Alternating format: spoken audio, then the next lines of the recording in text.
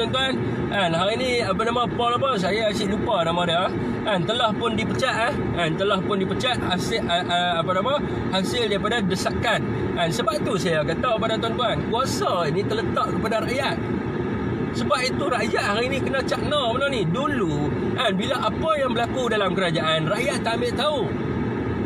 Sebab itu mereka besar kepala. Tapi hari ni kuasa orang dah sedar. Kan mereka dah sedar. Kan kejatuhan PRU14 menyedarkan keseluruhan wakil rakyat bahawa kuasa terletak di tangan rakyat. Kan maknanya rakyat boleh mengubah apa sahaja.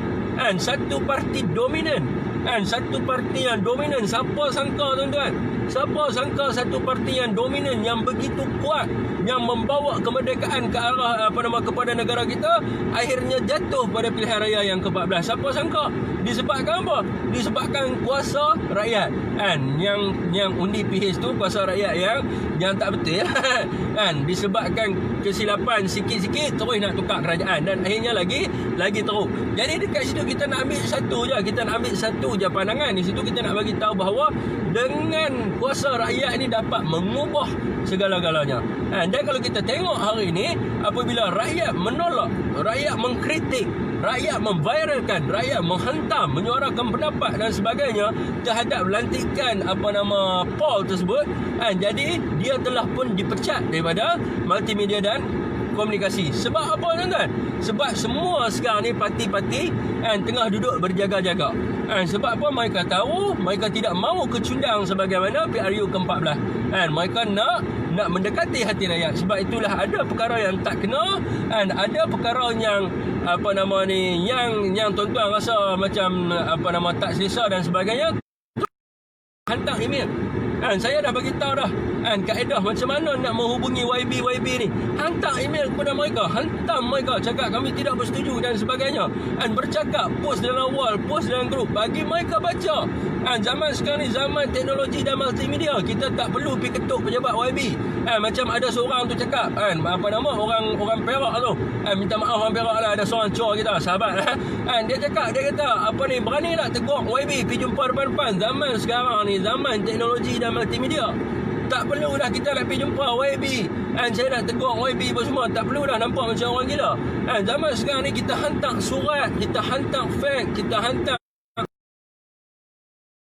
wakil rakyat ini cakna dengan apa yang berlaku, supaya wakil-wakil rakyat ini mendengar apa yang rakyat rintihkan. Tulis dalam tu, saya adalah pengundi YB di kawasan sekian-sekian ni. Kalau YB tidak ambil tindakan, nescaya PRU15 saya tidak akan mengundi YB. Jadi dia akan memikir. Sebab apa? Wakil rakyat ni adalah wakil yang dilantik oleh rakyat. Tangan rakyat ni ibarat talian hayat untuk mereka.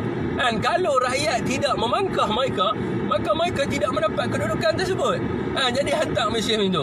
Kalau YB tidak ambil tindakan di dalam kawasan ini, maka kami rakyat di kawasan ini, insya-Allah PRU15 kami takkan pangkah YB. YB kelang kabut buat kerja.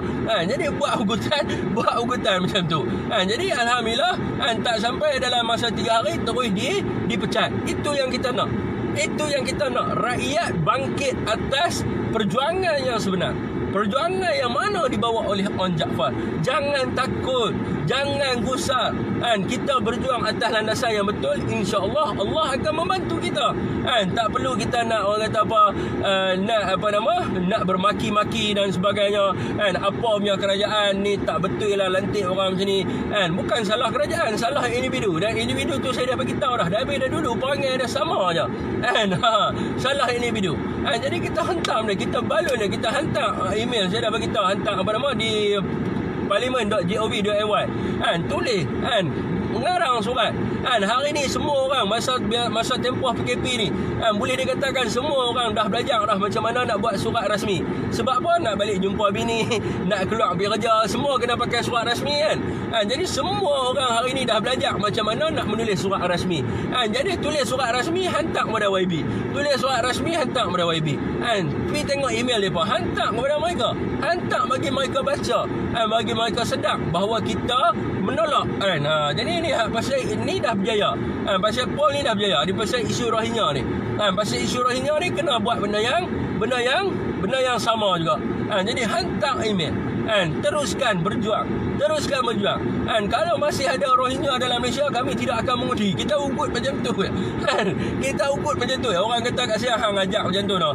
Baru pasal letikan politik hang tak mau mengundi. Tak, bukan macam tu saya kata. Hang tahu tak, kerana satu pengundi ni boleh menyebabkan kejatuhan kerajaan kerana seorang kalau kata nak cukupkan 1,000 undi, kerana seorang je tak cukup 1,999, tak cukup 1,000. Jadi seorang pengundi ni amat berharga, boleh menentukan sama ada pihak yang menang atau tak menang.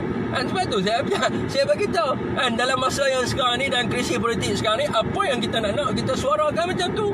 Itu cara dia. Kalau kata YB tidak buat macam yang kami nak, insya-Allah PRU 15 kami tak undi YB. YB balik pening kepala bang fikir. Pening kepala fikir. Jangan main-main, bukan kerana tuan seorang yang ugut tu dia kata alah baru seorang. Jangan main-main, kerana seorang tak cukup 1,000, kerana seorang tak cukup 1,000,000. Kerana seorang tak cukup 100,000. Kerana seorang tak cukup 30,000. Jadi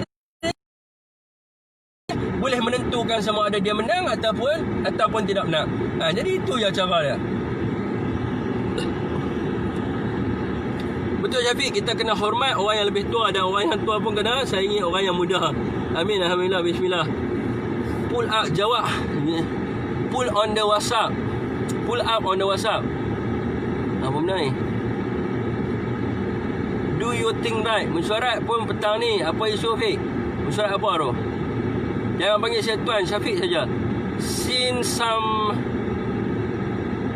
bahasa Inggeris Since some kid on asking me, I'm go on record at this moment as a rakyat, I don't care if it's Tun Mahathir or Anwar who become PM9. Both of them are needed to bring Malaysia out of this fuck up PN rule alternate universe. What you mean by Cik Muda Zaza Nur Ain? Since some keep on asking me, I'm go on record at this moment as a rakyat, I don't care if it's Tun Mahathir or Anwar who become PN9. Okay, that is both of them needed to bring Malaysia out of the fuck up PN rule as an movement. Dua-dua pemimpin ni tak boleh pakai. Dua-dua pemimpin ni tak boleh pakai. Anwar Ibrahim tak boleh pakai, Tun Mahathir pun tak boleh pakai. Seorang nyanyuk letak jawatan sebagai pengurusi dalam PBBM, tetapi tiba-tiba dia kata saya masih lagi pengurusi. Itu petanda dia nyanyuk. Itu petanda dia nyanyuk. Dan dia kembali ke pentas politik pada usia yang begitu lanjut, dalam keadaan dia pun yang tidak stabil dan sebagainya, boleh menggugat dia punya pemikiran dan sebagainya, boleh menggugat konstituen dan juga orang kata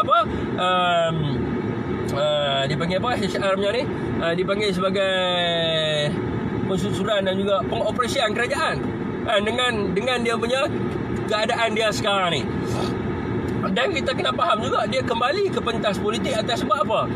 Atas sebab Mukris Mahathir. Itu saja. Kerana dia tidak berpuas hati bahawa Mukris telah dipecat, dan dia nak orang kata masuk ke dalam politik ni menggunakan orang kata kekuatan yang dia ada, kononnya kekuatan yang dia ada untuk support anak dia. Jadi ini dah jadi politik keluarga, bukan untuk negara. Sama macam Anwar Ibrahim juga. Anwar Ibrahim pun sama juga. Anwar Ibrahim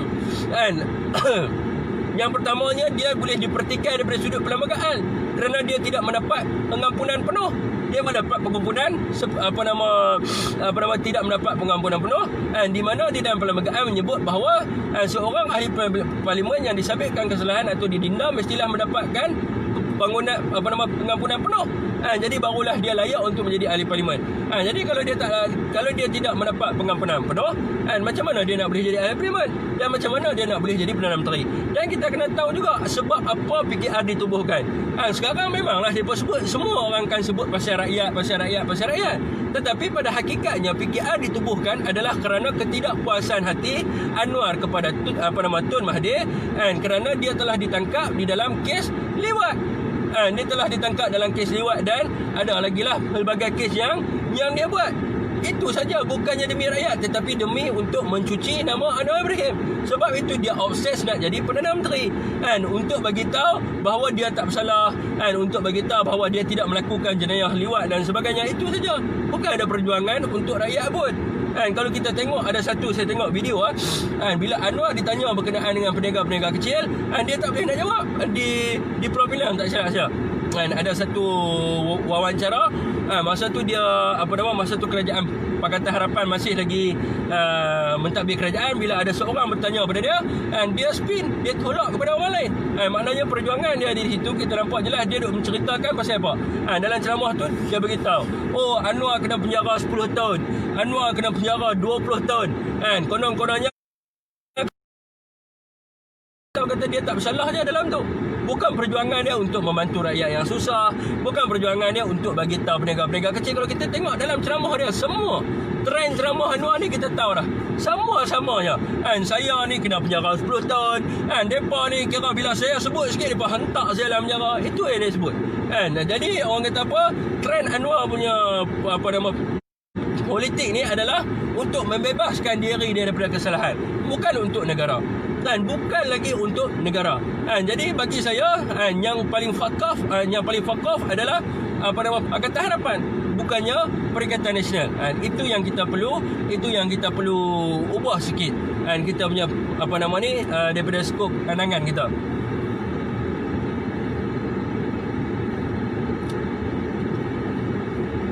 Kuasa di tangan rakyat. Jangan takut apanya hampa tak puas hati, kena bangun dan bangkit suarakan.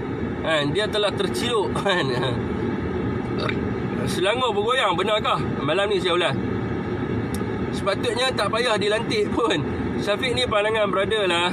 Subhan jangan sebut dalam live hang nama Jebat atau berkaitan dengan dia. Ni pandangan ya. Dan jika Jebat sebut pasal hang dalam live dia, abaikan saja. Ya, boleh Abang Mi Black. Terima kasih. Saya memang dah tak sebut dia lama ya. Dah lama dah, lebih elok tak payah layan. Kan betul tak abang? Dah lama Syafiq tak sebut nama dia, tapi dia saja nak cari pasal. Ya betul, saya tak sebut nama dia lama dah. Tapi tiba-tiba muncul satu report. Sorry lambat masuk, dia sembang nonsense, English pun mampu pada cakap. Kita tolak mereka. Betul dengan Anwar. Noah perjuang liberal, Tuan M diktator, bos, both of them rubbish.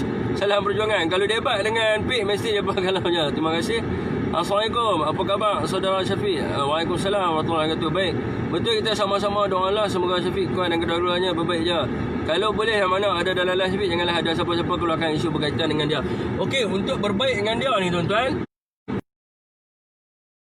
sebab saya dah tanya dah, saya dah duduk dengan tim saya dah tanya kan, saya dah malas nak bergaduh dengan si dia ni kan. Apa kata kalau kita selesaikanlah kan masalah dengan dia.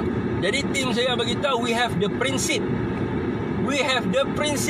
Kita jangan ludah muka kita sendiri kan. Kalau kita dulu tentang dia kerana dia panggil dia macam tu, hari ni kita nak pergi dengan dia, nak bersalam dengan dia, nak pergi baik dengan dia, kita adalah manusia yang tidak berprinsip. Kalau dia yang minta maaf dengan kita, itu tak apa. Tetapi kalau kita nak berbaik dengan dia, nak pergi buat baik dengan dia, itu adalah satu sikap orang yang tidak berprinsip. Itu yang ditegur oleh tim saya lah. Jadi untuk berbaik dengan dia tu memang tak lah. Memang tak. Sebab saya dah bincang dah. Jadi tim saya menghalang perkara tersebut daripada berlaku atas sebab prinsip-prinsip yang tertentu. Ada banyak lah yang disebut. PM mesyuarat petang ni isu menentukan UMNO sebagai sertai bersatu. Bagi saya tak setuju biar bersatu sertai UMNO. Apa pandangan Syafiq?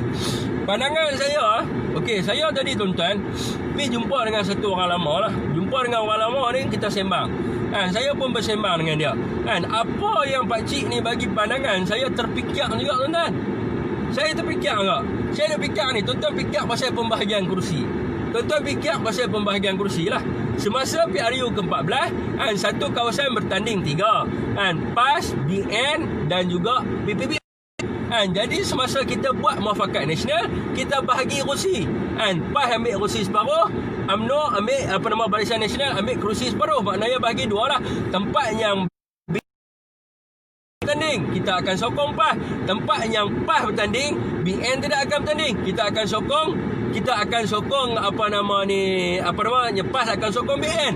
Tapi kalau kita pecah pada 3, tuan-tuan, kita nak bagi pada 3 ni. Pakcik tu tanya kita, kan? Adakah semua wakil-wakil ni setuju? Kan? Untuk bahagi kepada 3. Okey, kawasan hang bagi PPBM bertanding. Hang tak payah bertanding. Taubat tak boleh, tuan-tuan. Memang taubat tak mungkin berlaku yang benda ni. Kan? Susah nak berlaku benda ni. Kan? Jadi dia akan jadi kecelaruan. Jadi saya rasalah, pandangan saya PPBM ni dah teruk, tuan. Kan? Depa dah pecah.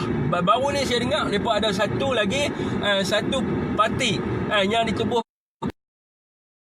ahli daripada PPBM, iaitu nama dia adalah Malaysia Merdeka, kan? Parti Malaysia Merdeka. Semalam lepas saya habis live, saya dengar pula di DSC ada parti apa? Parti Keadilan Malaysia. Keadilan Negara. Parti Keadilan Negara. Ada lagi parti. Jadi tuan-tuan bayangkanlah, kan, kalau Perikatan Negara ni Malaysia Merdeka, kan, tim PPBM, berapa kursi kita nak bahagi? Berapa banyak kursi kita nak bahagi? Dan kalau banyak komponen parti ni, tuan-tuan, dia boleh lompat sana, lompat sini, lompat sana, lompat sini. Dan kita anggap satu ya, kalau dia nak masuk main dengan kita sebab mereka ni dulu ahli UMNO. Kalau mereka nak masuk nak duduk, biarlah duduk dalam Muafakat Nasional. Hampa lompat masuk balik UMNO, cukup, settle. Tak perlu banyak-banyak. Jadi nak kena bahagi ni, bila banyak parti, nak kena buat pembahagian kursi. Nak kena bahagi. Jadi bercelarulah, dia pun ahli ramai. 4 mai belah kita berapa orang? Sebagai contohnya berapa ahli parlimen yang lompat mai belah ni. Esok ni mereka nak semua ni, nak kena atuk kursi-kursi semua ni masa PRU 15. Jadi dia akan jadi masalah kat situ. Ada pihak yang puas hati, ada pihak yang tak puas hati. Sebab apa? Kawasan dia tiba-tiba kata okey, sebagai contoh lah, kita ambil kawasan mana? Kawasan Ashraf Wajidi lah, senang. Ashraf Wajidi dulu yang mana? PAS punya tu seorang, Dr. Ashraf Wajidi. Lepas tu PAS tu nama apa? Kawasan Ashraf Wajidi. Tolong komen jap. Apa?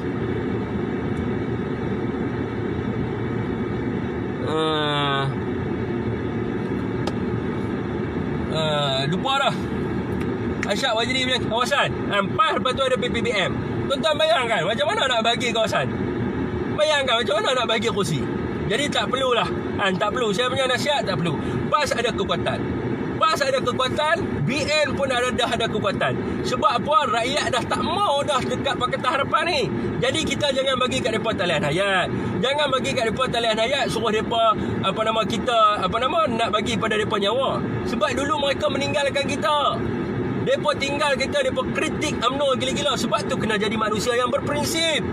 Kalau hampa betul-betul nak patah balik, nak duduk dengan UMNO, hampa masuk dalam UMNO, buat permohonan maaf. Tu baru betul. Cuci balik nama Datuk Seri Najib Razak. Cuci balik nama-nama kepimpinan UMNO yang mana hampa tuduh dahulu. Kan, cuci balik. Lepas tu hampa masuk main duduk dengan UMNO.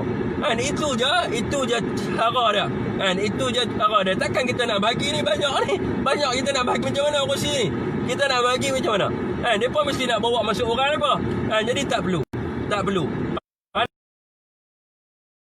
Pandangan saya pula dah. Klaim tu. Klaim tu pandangan saya. Pandangan pakcik tu. Kita bagi tahu lah pakcik ni. Pandangan pakcik ni amat relevan. Amat saya setuju sekali. Itulah orang kata pandangan orang tua ni. Dia kata hang fikir. Kita dah fikir kan. Bukan kita tak pernah terfikir apa benda ni. Kita tak pernah terfikir. Bila kita fikir-fikir, betul juga masa PRU 15, masa PRU 14 bertanding 3 penjuru. Lepas tu macam mana nak bagi pula kursi ni?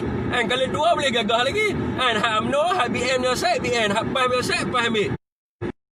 Boleh sokong macam tu, tiba-tiba main masuk ni. Ada lagi 3 depan ni. Azmin tubuh Parti Keadilan Negara. Yusofa Hitam, Parti Malaysia Merdeka. Lepas tu PPBM. 3 parti ni. Macam mana ni? Macam mana kita Jadi tak perlulah. Tak perlu kita kekalkan dengan muafakat nasional. Saya setuju dengan apa yang dipercakap Pakcik tu. Saya setuju tadi saya setuju dengan apa yang dicakapkan oleh Pakcik ni memang betul. Apa yang dia cakap memang betul. Akan jadi masalah. Akan timbul ketidakpuasan hati bila baing dengan kita ambil langkah berjaga-jaga. UMNO ada kekuatan. Nak takut apa? UMNO ada kekuatan. Tak ada lah tim A, tim B, tim C ni semua merapu je. Semua merapu. Tak ada tim-tim ni apa. Tak ada ni. Semua tim ni merapu je. Jadi kita anggap UMNO ni satu.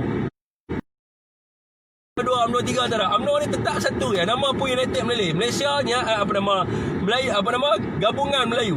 Kita satu jiwa, satu negara, satu satu perjuangan, semua satu ya. Kita tak perlu dah duk bahagi tim A, tim B, tim C. Kita ada kekuatan.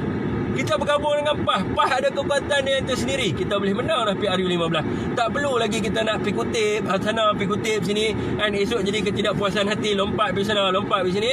Jadi masalah. Mi Black, Syafiq, kalau hang ada mai Kelang jangan lupa call brother Mi, Wak Zainuri dan bekas tim op cantas khas sentiasa bersama Syafiq. Assalamualaikum Syafiq. Waalaikumsalam warahmatullahi wabarakatuh. Wak Zainuri, Wak Kang. Wak Kang. Mi Black ni siapa? Mi Black. Black balai kapal. Black balai kapal. Betul Syafiq. Isyak rokok dulu, rokok tak bawa. Nick Zawawi dulu dengan Asyaf Wajdi Nick Zawawi, Asyaf Wajdi dengan seorang yang siapa lah. Banyak parti buat pecah belah Melayu je. Tengok Cina India macam mana, satu parti je walaupun mereka ramai. Boleh tak Syafiq kalau payah ada parti lain selain UMNO? Ya, kita buat UMNO. MM ni ada parasit duk tenggeh. MCA kalau PN dah sah gabungan parti Bumi Putera. Tolak bekas pembelot, luka masih berparut. Ya betul. Pandangan yang baik Syafiq, setuju dengan mereka cedok saja. Penin. Kekal MN. Ya betul. Satu lawan satu. Demokrasi VS Republikan. Kita Omni UMNO dan PAS saja. Tak perlu parti lain. Puak Su kawal dulu OCPD. Oh ni. Apa nama? DCC nama apa? Ni apa nama? Anak buah Datuk Usop Muhammad. Orang Melayu bersatu di bawah MN saja. Komen Rejim kata UMNO ada 3 tim. Saya setuju UMNO PAS bertanding semua kerusi parlimen. Yang menang majoriti dia jadi PM. Apa pandangan Syafiq? Saya setuju UMNO PAS bertanding semua. Tak boleh bergaduh. Kena bahagilah PAS UMNO. Kalau kita sebab tu boleh dia boleh jadi Melayu bersatu. Kalau tidak kita pecah. Kalau tidak kita pecah. Tak boleh tu. Kalau PAS di kawasan dia, UMNO sokong PAS. Kalau UMNO di kawasan dia, PAS sokong UMNO. Baru orang Melayu akan bersatu. Kalau dua-dua bertanding, UMNO bertanding, PAS bertanding, sekali dia pecah undi. Kita lah ni kita tak mau pecah undi. Itu tak mau pecah undi. Kita nak ada satu orang kata apa dalam satu kawasan tu kita tak mau ada pecah undi. Bila jadi pecah undi ni yang jadi bahaya ni. Yang jadi bahaya kalau di kawasan tu majoriti orang Melayu. Minoriti orang Cina. Disebabkan pecah undi sampai 3 komponen dan akhirnya orang Cina menang. Itu yang jadi masalah dah. Itu yang jadi masalahnya. Kita tak mau pecah undi. Kita nak undi jadi satu ya. Jadi dan kita ada dalam muafakat nasional ni dah cantik dah. UMNO dengan PAS dah seiring dah. Jadi kita tak perlu nak pecah undi. Berkenaan pos gempa media Rohingya memfitnah negara Malaysia. Betul ke berkaitan isu ni? Betul, dah lama dah dia buat. Pakcik Salim Rashid. Undi UMNO PAS, parti lain tak perlu. Wak Zainuri, mantan Korporal DCC Kelang U, tak kenal. Malaysia Habib. Penin. Ni semua gila kuasa dan jawatan. MN Muhyiddin pasti menang. Nak takut apa? Aku tunggu Tan Sri Muhyiddin minta maaf sebab percaya Mahathir. Ya. Itu yang kita tunggu-tunggukan. Tan Sri Muhyiddin Yassin perlu minta maaf. Perlu minta maaf dengan apa yang dia telah buat. Dan pandangan pakcik ni yang bagi ni memang begitu bernas. Saya pun tak terfikir. Kita tak mau pecah lah tuan-tuan. Kita tak mau orang Melayu kita berpecah. Dan kita tak mau juga berlakunya konflik dalaman. Yang untuk jadi masalah ni adalah berlakunya coalition of the parliament member. Kita tak mau ada coalition parliamentary member. Jadi sekali dia boleh lompat sana, dia boleh lempat sini, dia boleh pergi sana tubuh kerajaan, kita tak mau. Jadi biarlah benda ni PAS dengan UMNO je kukuh. Yang PAS punya kawasan orang UMNO kita pergi turun kempen, kita sokong. Yang UMNO punya kawasan, orang PAS mai turun kempen macam dulu. Seronok kan? Seronok kita duk kempen dengan orang PAS. Tak pernah seumur hidup tiba-tiba duk kempen dengan orang PAS ni. Seronok. Rasa seronok, rasa happy, bahagia dan sebagainya. Cukup lah. Tak perlu duk masuk sana, masuk sini, tak duk berebut pula. Kawasan ni aku nak, kawasan tu aku nak. Susah, pening kepala. Cukuplah dua. Cukuplah dua. Masuk tiga ni setan main duk tiga. Jadi tak perlulah, cukup dua dah, cukup dah. Dua pun dah cukup kekuatan dah. Kekuatan PAS dah memegang kekuatan. Jadi kita tengok dalam PRU ke-14 pun PAS dah, dia punya kekuatan dia dah memang power dah. Sekarang ni pun membina kekuatan yang dapat kita tunjuk nama bukti. DPRK Cameron, DPRK Semenyih, DPRK Rantau, DPRK Tanjung Piai, kita dah tunjuk dah bahawa UMNO kini dah relevan. Orang dah boleh terima semula UMNO ni atas dasar perjuangan untuk bangsa Melayu, atas dasar perjuangan jiwa Melayu, dan juga tersangkut lah untuk memastikan hak keistimewaan orang Melayu itu terbela. Orang kata apa, dah mendapat kekuatan. Jadi kita tak perlu dah banyak-banyak. Tak perlu dah banyak-banyak. Ni Pak Tam ada kat sini, orang lama. Kita try tanya Pak Tam. Apa pandangan Pak Tam? Kalau UMNO dengan PAS bertanding sama-sama, orang Melayu akan percaya sangat rugi. Kawasan majoriti Melayu jangan bagi dekat MCA dan MLC. Okey Syafiq, berada mohon undur diri. Assalamualaikum Syafiq. Waalaikumsalam warahmatullahi wabarakatuh. PAS dan UMNO jauhi MIC, MCA. Tak ada masalah apa. MIC dengan MCA ni, dia untuk MIC ni, dia untuk orang India je. MCA ni dia untuk orang Cina je. Jadi kita bentuk pada waktu itu, sebab tu kita kena faham sejarah. Bagaimana MIC ditubuhkan? MIC ditubuhkan melalui John Elias TV. Memang tugas dia untuk membela kaum India dan menjaga hak sosioekonomi orang India. Tu memang dia punya objektif dia daripada awal penubuhan dia lagi. Sama juga dengan MCA. Sebab tu MCA tak ada orang Melayu kat dalam. Sebab apa? Dia pada zaman sebelum merdeka, mereka ni menjaga kumpulan Cina. Mereka menjaga hak sosioekonomi dan menjaga kedudukan orang Cina di tanah Melayu. Sebab lepas tu kita bergabung. Kita bergabung membentuk satu parti yang dipanggil sebagai Parti Perikatan. Bersama-sama berjuang untuk mencapai kemerdekaan negara kita. Jadi tak ada masalah. MIC ni dia jaga MCA ni jaga part untuk orang Cina saja. Tak ada masalah apa. Cuma kita bagi tahulah kepada mereka, bila berkaitan dengan soal agama Islam, jangan masuk campur. Sebab dalam perlembagaan bagi tahu dah, berkenaan kedudukan agama Islam adalah urusan agama itu sendiri. Kalau berkaitan dengan agama Cina, kita tidak akan ganggu. Berkaitan dengan agama Hindu, kita tidak akan ganggu. Tak ada masalah apa. Tak ada masalah apa. Sebab dia cuma parti tu, perjuangan mereka memang perjuangan asalnya memang macam tu. Memang macam tu. Sebab UMNO berjuang untuk bangsa Melayu, MIC untuk bangsa India, MCA untuk bangsa Cina. Memang dia daripada awal merdeka memang macam tu. Kemudian kita bersama-sama di dalam parti yang dinamakan sebagai Parti Perikatan, untuk masuk ke dalam pilihan raya yang pertama pada tahun 1952, untuk mencapai kemerdekaan negara kita. Tak ada masalah apa. Kita boleh bincang dengan mereka untuk bagi tahu. Kita letak gap. Selepas ini kalau kita menang pada PRU ke-15, untuk kita halang daripada masalah orang kata apa perkauman dalam negara kita ni, mudah je. Bagiku agamaku dan bagimu agamamu. Untuk agama Hindu kita tidak akan kacau. You buatlah apa pun dengan agama kau. Kita tidak akan kacau. Kita tidak akan komplain. Untuk agama orang Cina, Buddha, Kristian, kita tidak akan kacau. Buatlah apa pun nak buat. Kita tidak akan kacau. Sebab bagimu agamamu. Tetapi korang jangan komplain tentang agama Islam. Jangan campur tangan dalam urusan agama Islam. Jadi kena faham balik perlembagaan. Itu saja. Tak ada masalah apa pun yang lain. Pak Tam pening. Masa untuk tuan terima nasib macam di SN pula.